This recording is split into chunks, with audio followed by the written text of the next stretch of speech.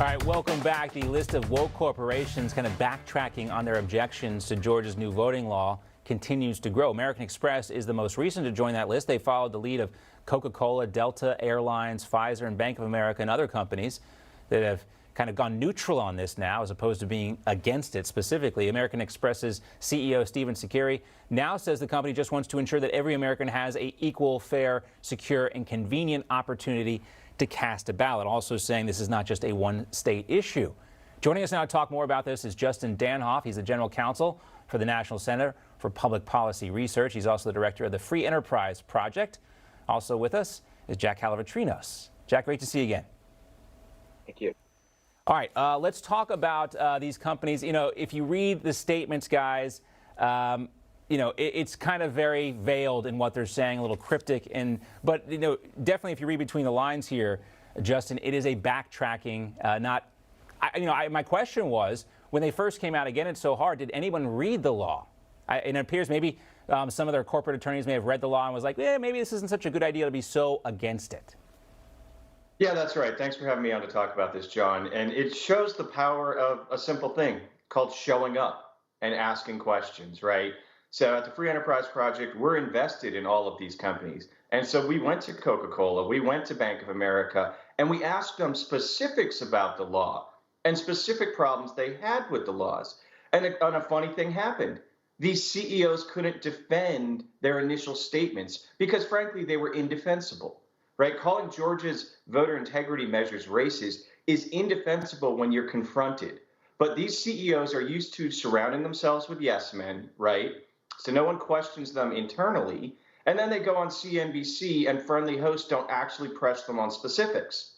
And so when we show up as an investor, they have, this thing called a fiduciary legal responsibility to their investors, and they have a duty to be honest. And so when we've confronted these CEOs, and it's not just the ones you've listed, it also includes Citi and Goldman Sachs, they haven't been able to defend their initial positions. And so that's the message I want to leave to folks, is constant engagement with these companies will yield results. Yeah, part of me wonders if they were ever really serious about these positions in the first place, almost if they issued a statement or came out and said something that the country would just move on and forget about it. But clearly that's not the case here. You know, Jack, when we look at these woke corporations, the saying is go woke, go broke. I saw today that the NBA's ratings are now somewhere on par with the WNBA. As a response to, America doesn't like this stuff. They've had enough of it.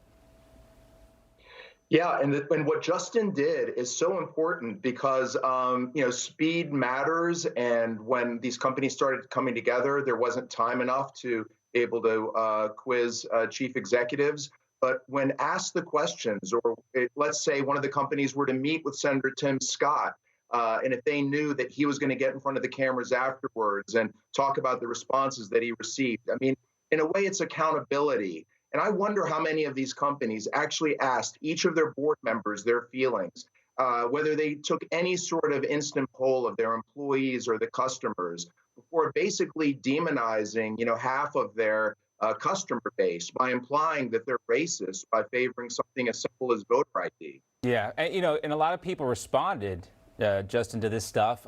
It's unclear at this point how much money the state of Georgia or the city of Atlanta has lost as a result of the Major League Baseball All-Star Game being moved out of there. But don't these companies bear some of the responsibility? Oh, they bear a tremendous amount of responsibility. And let me implore, listeners, you have to stay engaged on this issue because these, mealy-mouthed statements that the CEOs issued in response to our questions, we can't go away with just that. Right? Because the left is going to stay engaged. Just this week in Texas, we have Salesforce, Microsoft, American Airlines, HP, and other leading companies coming out against that state's voter integrity measures. Because again, the left is engaging with them. So at nationalcenter.org, we've actually put together a toolkit called the Investor Value Voter Guide. Come find it. It teaches investors how to engage business in the same way the left has been doing for 2 decades, to the point where on so many issues, the big business community carries the political water for the left, and they offend our values with generally impunity because we're not pushing back enough. If more people were doing what Justin is doing, Jack, do you think companies would change the way they approach politics? Absolutely. This is what we need because on one side you have Democratic Party activists together with other activists, together with PR firms, all acting together. You know, I recently wrote an article with the head of a construction industry group saying that all schools need to reopen for America's business and our competitiveness, as well as for obviously our children and their parents. And when I tried to get corporate CEOs to sign on to this, it was a challenge. Well, it shouldn't be a challenge. All company CEOs ought to be arm in arm in saying, reopen America's schools 100% September with after school activities. And that something like that shouldn't be a challenge. It should not be a challenge, but of course, it is a challenge. A lot of things are challenging today that shouldn't be challenging, but they are. Justin, Jack, great to see you guys. Thanks so much. Thank you.